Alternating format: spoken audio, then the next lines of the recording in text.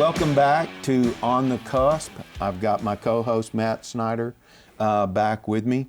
And today we've got some very distinguished community guests here. We got David Alexander, Kyle McInnis, and we're gonna talk about Provenance. And if you don't know what that is, all right, it changed South Shreveport in a very positive way. So David, what is Provenance?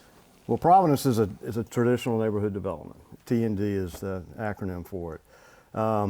Probably the one that most people know this day and age was Seaside. Seaside in Florida was really one of the first T&Ds started. So T&D is really designed to be like an old town.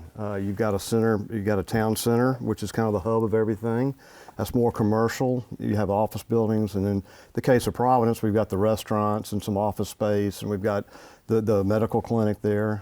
We've just added a new building where Rhino Coffee is going to go with Southern Made and Marble Slab ice cream. But anyway, the whole idea is that you've got the town center, and then as you go out from the town center, the residential is pretty dense. That's where the townhouses are, apartments and all that. And as you go out, the density goes lower and lower and lower until you get to the very edge, like you would the edge of an old town. Those are what we call our edge lots. So that's kind of the perimeter of that. So the T&D is really designed to be like an old town. There are a lot of nuances that make it work. You got the porches are up, they're raised, so when you're talking and people are walking by, you're looking down at them and talking to them. Sidewalks, wider sidewalks so that pedestrians can walk. All the residential in the interior don't have front-loaded driveways. It's all done by an alley, so the pedestrian experience is very safe and calming. There are a lot of different things about T&Ds. You don't have long roads where you can look way down like a Millicent in Spring Lake or something like that. Right. You have shorter stretches of roads. At the end of every road, you're supposed to have a terminating vista, like a house or a tree or something like that. So go ahead. So the most interesting part to me is in Shreveport, if you think of neighborhoods, I think we went through a phase where gated neighborhoods close off from everything, right, shut it down. Provenance affects everyone in our community in some way. I feel like has changed the whole area and really invites people on a regular basis to come enjoy the area and utilize and be a part of it that don't live there and maybe never will. Right. Can you talk about that shift in mentality? Well, yeah, with the T&D, like you mentioned, you don't have gates, you don't have perimeter fencing. It's an open community. A big part of what we do out there is we program events. I mean, we've got events just about every week, and most of those events are open to the public. We have fireworks at New Year's. We've got, it could be as small as a Mardi Gras parade with kids and wagons, and we've got, of course, the big event that you've put on out there. Yes. Catahoula wine makes a pretty good one. Catahoula deal. So yeah, it's all about getting people out of their house, out into the community, getting to know each other, spending time with each other, as opposed to being behind it. Nothing against gated communities; they serve a purpose, and a lot of people like them. But in this case, it's really to go back to the old town. The closest thing really in Shreveport would be going back to Highlands and South Highlands. Right. So when did you start it? Well, we started talking about it in kind of like 2002, 2003, and that's when Brant and Cole Anderson approached me. They had been to Baton Rouge to look at a piece of property. I believe there was a group that was looking to have them maybe come in as partners on it. So they went down there and looked at it. Good piece of property off of Blue Bonnet. And I think on the way home, they went through Lafayette to see River Ranch. Yeah. And so River Ranch, if it hadn't been for River Ranch in Louisiana, doing what we did probably would have been harder. We had to take city officials, we had to take the fire department, we had to take everybody in the city That down is a there. Crazy thing to see. Yeah, I mean, that is like right in, the first time I went there, I couldn't believe what I was looking at, really. And Providence was well developed at that point, and I mean, that's just nuts, right in the middle of the city, like they're that dense, like you talk about. So there was a lot of risk with this, and a lot of people, they're not willing to take risk. Right. All right. How did you convince everybody that, hey, this can benefit, the community? Right. Well, as the Anderson family and Cole and Brant mainly were my contacts. Of course, Bill and Hank were behind all this. We went down to River Ranch. We got to know the town planner, Steve Oob, who turned out to be our town planner.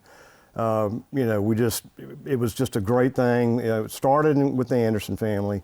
They brought me in to help them on the development.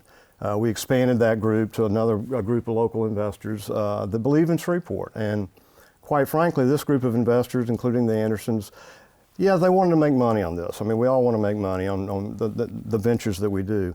But maybe as important to that, they wanted to give back to the community. They wanted to give something to Shreveport that Shreveport didn't have. I think that's such an important point, because I think in Shreveport history, a lot of times it's got to be one or the other. And I always look at Austin. Austin made it cool to be a hipster and rich. Right. Like you didn't have to be the broke hipster anymore. You could be a rich hipster. Right. And I think that's important for a city, to be able to be cool and make money, and that's And okay. those rich hipsters were taking the risk, putting the money back into their ideas. Right. Yeah, so I love that idea. We promote on the cusp. It's the people that take the risk, they're putting it right back into the community. There's no reason that you tough shouldn't things. be able to make money while doing good for the city. Right. So I think that's important. So we started, and I think we had a groundbreaking in '06. Got started, kind of got some momentum, and then all of a sudden the recession hit. And we were like, oh my goodness, what's going to happen now? But the group that we have, they believed in it, they believed in us, and we just kept plowing ahead. And I think a lot of people, as you say about Shreveport, sometimes a lot of people were probably stepping back going, okay, here we go. And, they're not going to make it. We just muscled through. I mean, we didn't cut back on landscaping. We didn't cut back on anything we were doing. And we finally got to about 100 houses, which was about the tipping point. We felt like if we could get to 100 units, that would be the tipping point. The community go, okay, they're here for real. We're serious. We're serious.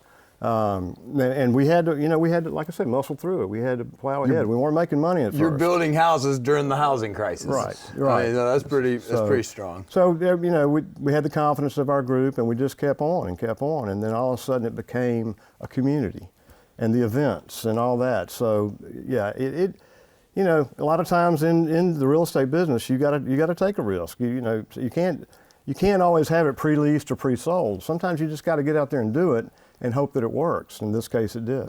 And I'd say today, I checked on it yesterday, we're up to about 375 residential units. We got about 30 under development right now, so we'll be over 400 houses here before long.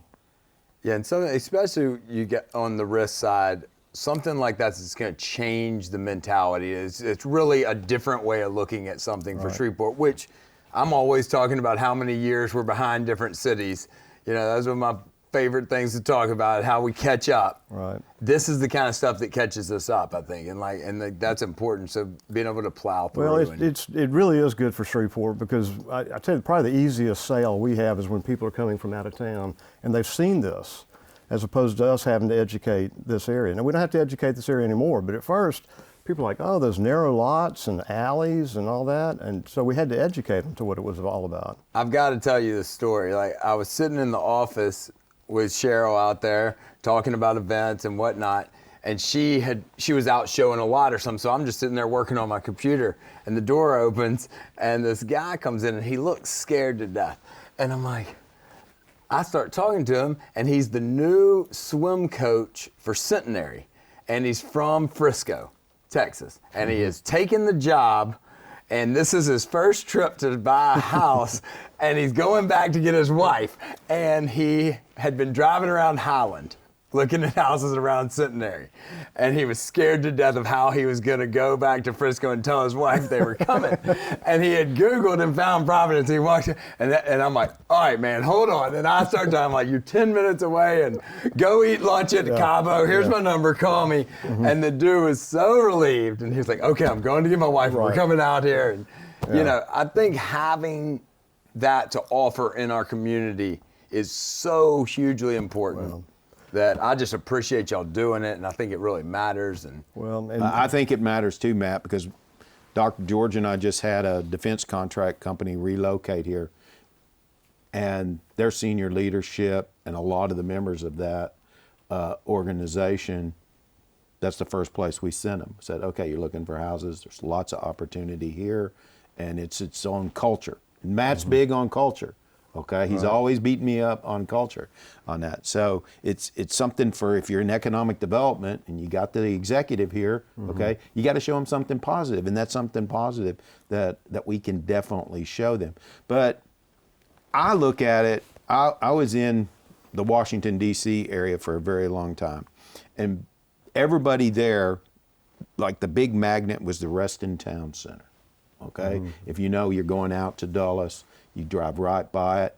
There was the Google headquarters. There was Amazon Web Services was setting up their headquarters there. Do you have any plans, thoughts about how do you start drawing maybe some of the technology type companies into something like? Would you even consider doing something like that? Sure. Look, we'd love to have Google and Amazon Web Services move in. We can probably build them some space. Yeah. Okay. Well, Yeah. I mean, But I'll say that in I think our medium-term plan is twofold. One is to continue to develop the town center. And you talk about risk. If you talk to commercial real estate people, they have all these metrics about where they're going to put their locations. And one of those driving metrics is rooftops. How many rooftops are in your area? Because if it's not enough, they're not going to take the risk to do that. One thing that Provenance did in the early days was build some commercial out there before there were the necessary metrics to really make that an easy sell. As David said, because of the momentum, not only in Providence, but all around South Shreveport, I think commercial development is ripe. It's really ready to go. You can see it with Brookshire's moving out there close by. You've had some commercial development along the southern lip, but not a lot. And I know one of our big goals in the medium term is to add more commercial. The Rhino building's a good start. We're already out working on framing up another commercial building right by the pool house. Yep. Right. We're going to have a pretty substantial commercial office building go up, breaking ground probably in the next quarter. And a lot of that is, off that park that's next to Rhino and the existing commercial. And really, I think that park is going to be kind of the showcase town square for the development. So we're going to be developing that. The other thing I'd say is just adding some diversity to our offerings. We have townhomes, we have a few multifamily units, and we need to make sure that the neighborhood is accessible to people, not just have a high-end product only. Right. I think we will be developing a very high-end product that is on the edges of the development for really people that want to build a really nice house. But we're also going to have some very high-quality smaller offerings that people that just moved to Shreveport, maybe they don't have children yet, they want to start a business or they are working for a technology company. We want them to be able to have a place in Providence so that they can take advantage of all the things that our current homeowners have, but just not as big a footprint of a So 3 or 4 bedroom house. So if you go back to the Reston Town Center, the bookends for that are 2 major high-end hotels on that. And I mean, everybody's coming into Reston, Any thoughts about, would that add value, or would Absolutely. Yeah, could you we'd love do to be that? talking. There's enough land to do something like that? Yes, and really our residential is off of Southern Loop, and so a lot of that frontage that you see along Southern Loop is undeveloped, and so that's going to be a priority is developing that commercial. It's so cool to think, and like when you're driving out there, of what the real potential of what it can be, because there's so much land. Right. Yes. There's so much available land from I-49 in that, man, I can't wait to see. And I think, like I said, there's a lot more rooftops than there used to be. the business part coming in so I've been lucky enough to work with several of those restaurants over the last 10 years in marketing and be very involved. And I've watched, especially Windrush's lunch crowd, every year grow a little, Right, grow a little, right. grow a little. And that to me, you know, is no accident and is only going to continue. And that to me, when you get these people working out there more, and we saw it a lot in COVID, it really took a huge shift when people were working from their house so much Right. more, and it's kind of held up. I think that's the next step. When you start to see daytime traffic out there pick up or double. Yeah. Hey, Are there- this is what I want. I want you to live in your house in Providence. I want you to walk to your job. I want you to walk to lunch. Go home, get your wife or your husband, go have a drink, go to walk somewhere else, have dinner with your friends, have an after dinner drink, and be entertained, and then go home. You can do all that one day, not get in your car. Right. That's the vision. That That's what sounds we like want. a day Shreveporters travel to go do. Right. A lot, right? You know, Yes. and having it here is so special. Well, I can tell you in my firm when I was in DC, okay, one of the biggest recruiting tools we had was we gave our employees Metro passes every month. Okay, so they could live on a Metro line, and in 10 minutes, they didn't have to get in a car. Okay, if they had to come to the office, okay, they had their Metro card and they were there, happy to do it, never had a problem. And everything was right there around the Reston Town Center, and we were able to recruit top quality talent. I'm talking software developers, the lifestyle y'all are creating out there matters. The lifestyle you're creating answers to a lot of the negativity you hear about Shreveport. I like to say, well, I can take you on a tour. You're not going to see a bunch of what you just told me about, you know, and I think that matters for the success of all of us in the long term. Yeah, I bring this up in meetings a lot about, if you're visiting another city, take your pick. Yeah. There is some district that Yeah, your they're first not- trip, everybody there says you have to go there and eat at these restaurants and That's right. have this drink or go see this, landmark. We really don't have that in Shreveport. You have got to get in your car and go a lot of different spots to say, these are the things that we're really known But for we're and proud getting of. so much closer. Yeah. I agree. Look at our food scene in the I last agree. 5 years. I agree, but what And I'm we're saying doing it. is, if you're going to a Superior, you want to take your friends Yeah, to yeah, Superior yeah. Grill. It's spread out. And you want to take them to Herbie That's right. K's. It's spread out, and I would like to build a district where, if your friend's coming in from out of town, Right. the first thing you're going to say is, oh, well, we got Friday night taken care of. We're just going to go to Providence and walk around. Yeah, and we we're going took- to see a whole lot of stuff. We talk a lot about this economic, we're going out. We talk to Ryan Culp at Shreveport Next, and he's going out and trying to recruit companies in, and we talk about how they leave the airport and where they go and where they stay. Right. I mean, you guys can be a huge answer to that, Right. Well, you hit on a good point, Matt. Early on, the daytime traffic just wasn't there. Everybody's getting in their car, going to town. Right. And so getting the commercial to get traction took a while. We did take a chance on building the first retail. The restaurants did well, especially at night.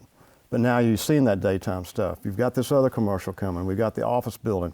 The traction's there. It is there. And so the residential, we're going to keep on doing what we're doing. We're like Kyle said, we're trying to get a good mix of what kind of product. Some of those cottages that we built, they're very high end, but they're smaller and more manageable for an elderly couple or even a young couple.